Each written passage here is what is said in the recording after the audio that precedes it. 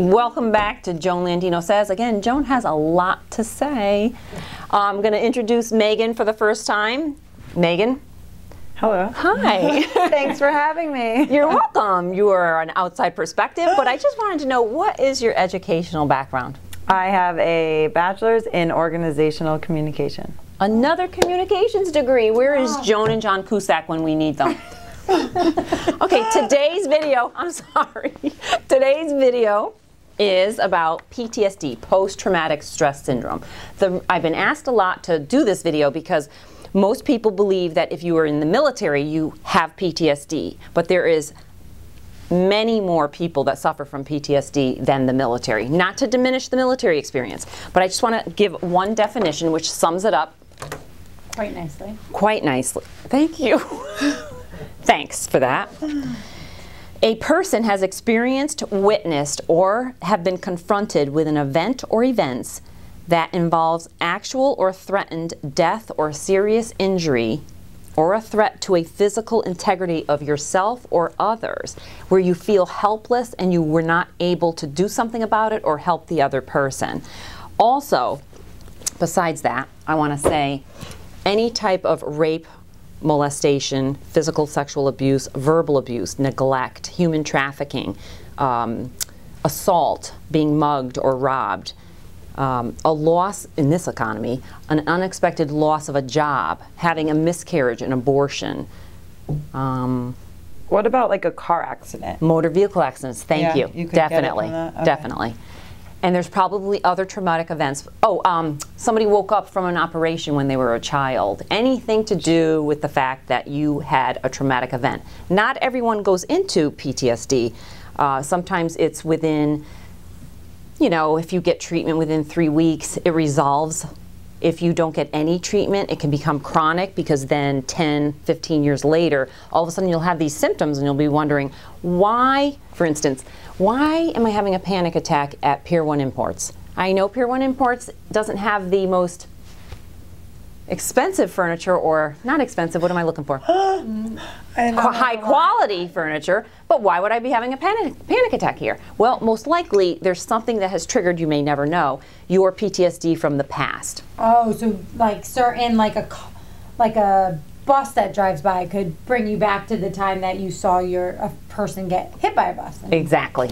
died. So you could have no symptoms for 10 years and then all of a sudden it's like, then you get these symptoms? Usually you'll have the symptoms within the few weeks of the traumatic event. Okay. They might dissipate, and then if you didn't get treatment and they do come back with something like that, that triggers. So what kind of treatment would you get if you got into a car accident and you're now scared to be in the car, you're so stressed out from that accident? You actually should go for treatment, therapy, and possibly meds, because no body should be under that kind of stress. People who have PTSD will describe it as their body was actually moving or were tremulous, and they couldn't stop themselves from actually feeling that magnified anxiety. You also can have an illusion, which is not a hallucination or a delusion. An illusion is if you see a mark on the wall, you jump because you think it's a bug. There truly is a mark on the wall. The thing that people really don't know and are relieved when I ask them this, it is not a hallucination. Have you ever heard your name being called out and nobody is there? Now that is a classic symptom of PTSD. Wow. Now what are the symptoms? Like, is it is it depression, or is it just jittery, or is it all those? Can you be anxious and depressed? Is it all of those put? Initially, it's a hypervigilance, intrusive dreams. You tend to become agoraphobic or want to stay isolated. If you were assaulted by a man, you may not be able to walk on the same side of the street as a person, and you don't even realize that you're actually crossing the street. Or if somebody comes up from behind you and doesn't announce, oh, by the way, hi Joan, I'm in your apartment, somebody comes up behind and then you like flip everything up.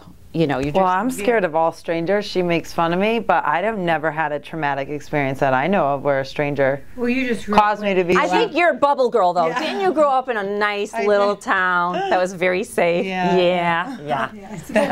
So I don't have post-traumatic stress. So say I came to you, but I all of a sudden was having these anxiety attacks. How would you get to the bottom of like what caused it if it was an event from my childhood or my past that, you know, didn't make me think, oh my God, that's what this is from? How do you go to decide that? Oh, well, we have a 7 to 10 page initial assessment. Oh, okay. And sometimes I have to ask the question several different ways. Like dig deep into the past and like that? Just for the initial assessment. What we like to do now, it's called positive psychology. You know, instead of dwelling in the past, move from today and move forward. Okay. People who know me, we do a lot of positive affirmations and affirming the positive, looking at the glass as half full Right. rather than half empty. Because it's the truth. It is half full and half empty. It's our perception of what happened. All right. Getting back to So the what most Michael important thing though is that it's not, most people, like if you ask them, would think it's something post-war, like you were in the war, you were in Iraq and you came back, you have post-traumatic stress. I don't think people think you could have it. Can you get it from giving birth? Can you get it after giving birth? Well, you can get it after anything that you feel is traumatic and you felt helpless and that you weren't able to help. But, you know, people have stillborns, you know. They have a child and their child lives for a few hours and then dies.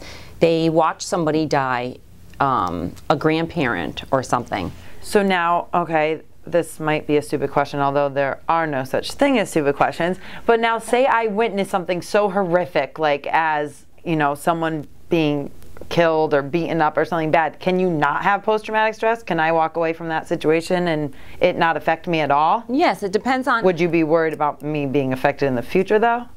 I would be worried about you being affected in the future, but there's a lot of people that have very supportive families, friends, adaptive coping styles that they've already learned, are very spiritual and can actually move through something like that. Okay. And then sometimes people just don't have that. They don't have the luxury of having that. Everyone reacts to something different. Yeah. But getting back to what you said, Michael, untreated anxiety, which PTSD would be well into the top anxiety where your body's actually tremulous and you can't stop it, can turn into depression.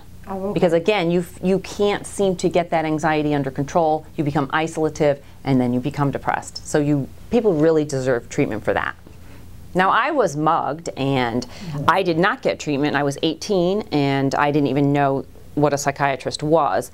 So I was mugged and it was very traumatic. Just hearing the story, me and Megan obviously know the story because you're our aunt, but even just hearing the story, I couldn't even imagine ever going outside alone again. So right, and some of those things. Did you see the symptoms right away? I did, but I didn't treat them. Well, you didn't know what it was, that was something that existed. Right. So would you say you have post-traumatic stress today because of that? Unfortunately, other traumatic events may have occurred and it came back. And it's so interesting on how quickly it can come back. So then you really do need the treatment. And later on in life, it may not be medicine. Later on in life, you may need to just talk to somebody and review it and figure out how to do other things to make sure that you feel safe. Okay, so it's like, is it almost in some cases like an unrealistic fear? Like because of that, you're like constantly in fear of something like that same event happening again? Is that? Some people have that, but if you get treatment, you will realize, okay, there's a mark on the wall. That's not, you know, or there's not a bat in my apartment. It's my hair, something like that.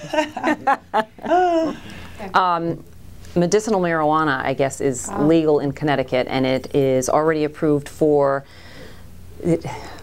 chemotherapy-related nausea, HIV-related anorexia, glaucoma, some types of pain management to decrease the pain meds. But I believe, this is what I'm hearing, is if you do have PTSD, medical marijuana may be available to you, but I'm not sure that that's going through yet. Even though I'm from the 70s, marijuana is not my drug of choice. I would think it would make you more paranoid. I feel like I've heard people that get paranoid just like from every different using marijuana. antidepressant, every drug, people react differently. Yeah, to every that drug. is true. And marijuana goes through one of those enzymatic pathways that I talk about in video 1, the 2C9.